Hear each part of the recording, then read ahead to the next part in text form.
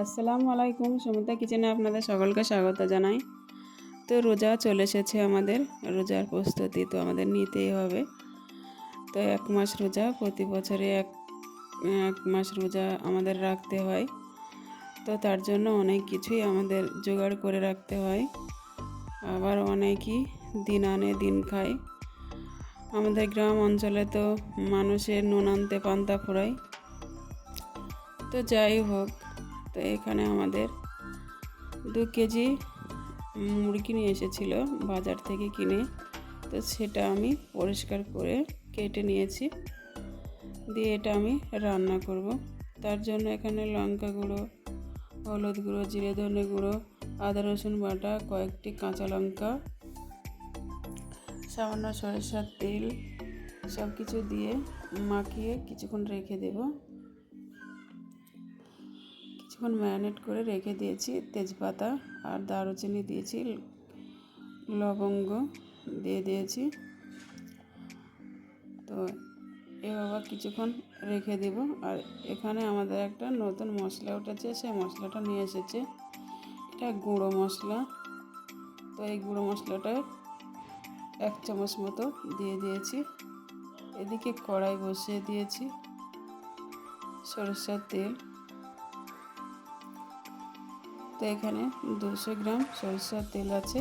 আপনারা হয়তো বুঝতে পারছেন না, দেখে খুবই অল্প লাগছে। আর আমি ওখানে দিয়েছি, মাংস যখন ম্যারিনেট করেছি তখন দিয়েছি।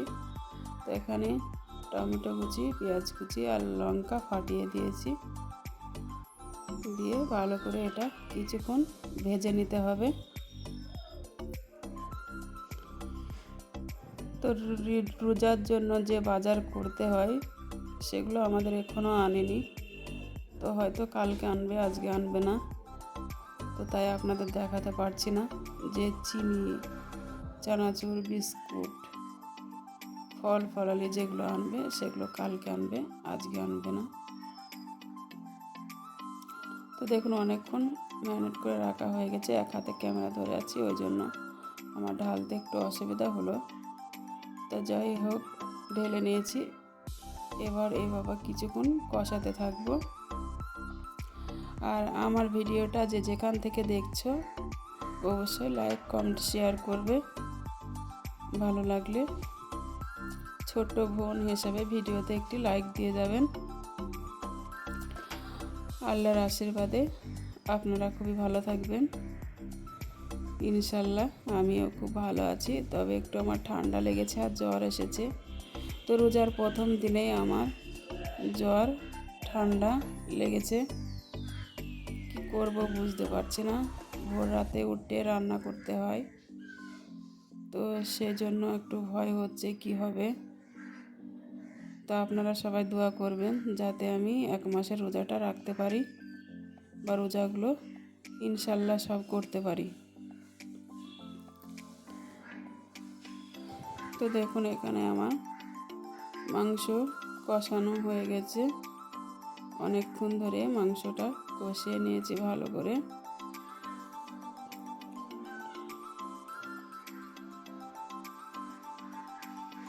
তো এভাবে কিছুক্ষণ ধরে কষিয়ে নিলে মাংসর টেস্টটা অন্যরকম লাগবে।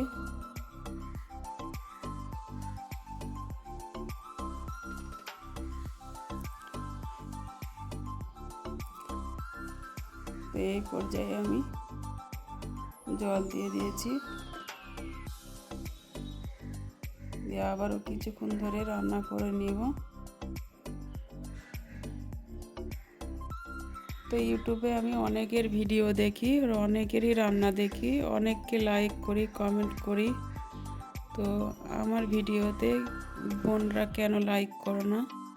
একটা লাইক করে দিও ছোট বোন হিসাবে। তো আমি ধনেপাতা দিয়ে দিয়েছি। তো আমার মাংসটা হয়ে গেছে, আমি নামিয়ে নেব।